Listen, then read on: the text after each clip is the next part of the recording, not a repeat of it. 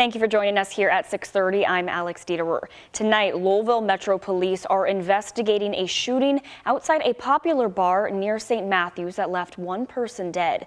This happened early this morning at the Fox Den Billiards on Frankfort Avenue, close to where the road splits with Lexington Road. That's where Connor Steffen and photojournalist Aspen Hester join us live. Connor, what do we know so far? Well, Alex, the latest from LMPD tonight is the investigation into this incident is ongoing and all parties have been accounted for. Police say the shooting happened just before 3 this morning, leaving one man dead. It happened near the back parking lot of Fox Den.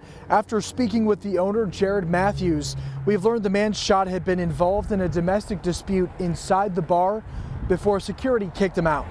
Matthews said the man had been aggressive and threatened people inside the bar before grabbing a pistol from his car.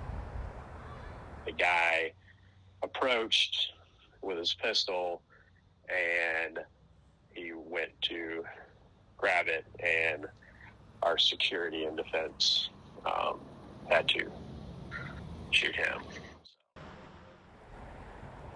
Matthews said this is an unfortunate event, adding a shooting has never happened near, let alone at his business before. We asked if there was a specific message he wanted to share about his business or just in general. Hear what he had to say. It honestly, it breaks my heart for my employees to have to deal with that. And it breaks my heart for anyone who witnessed that. And it just breaks my heart as a country, as humanity, that would even happen.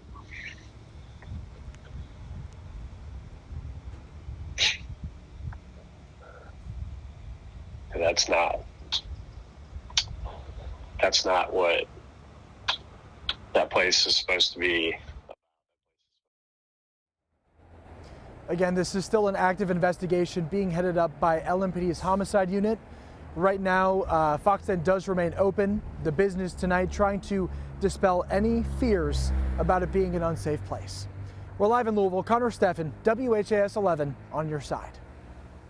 Thank you, Connor. If you or someone you know is in a domestic violence situation, there are resources available. The National Domestic Violence Hotline is available 24/7 at 1-800-799-7233. You can also chat with a specialist online at thehotline.org.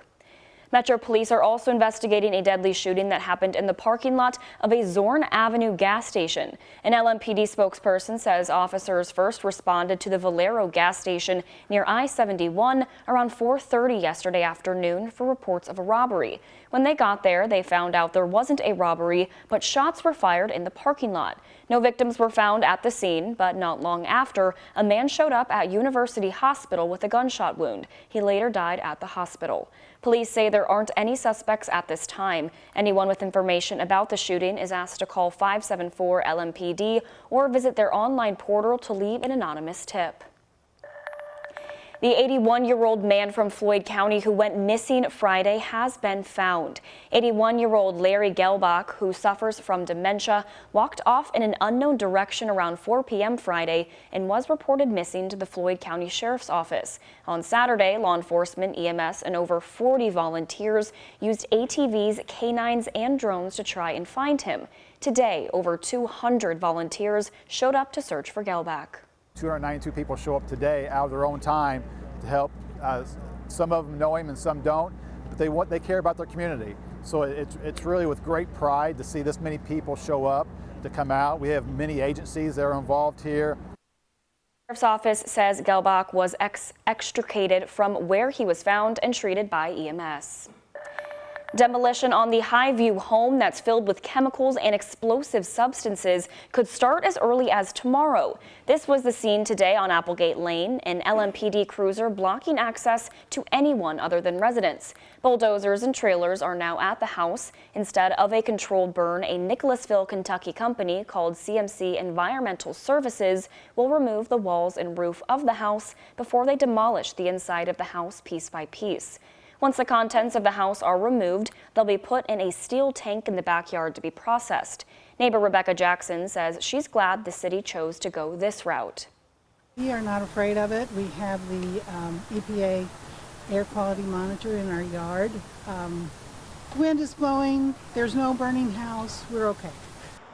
EPA officials say the demolition process could last up to 12 days, and neighbors in the area may see smoke or smell something strange during the dismantling process. Also happening tomorrow, layoffs will begin at 6 Ford facilities across the country.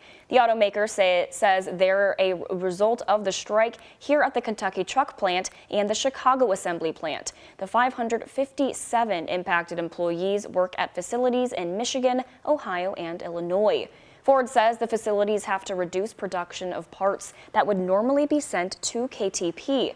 The plant also produces parts for the Louisville assembly plant, and union leaders believe there could be layoffs at that plant once they run out of those parts. Workers on strike spoke with us about the concerns yesterday. Everybody's a little worried. I don't think nobody was ready for this strike. It's definitely a fear at LAP because they want to be on strike too. They don't want to go on layoff.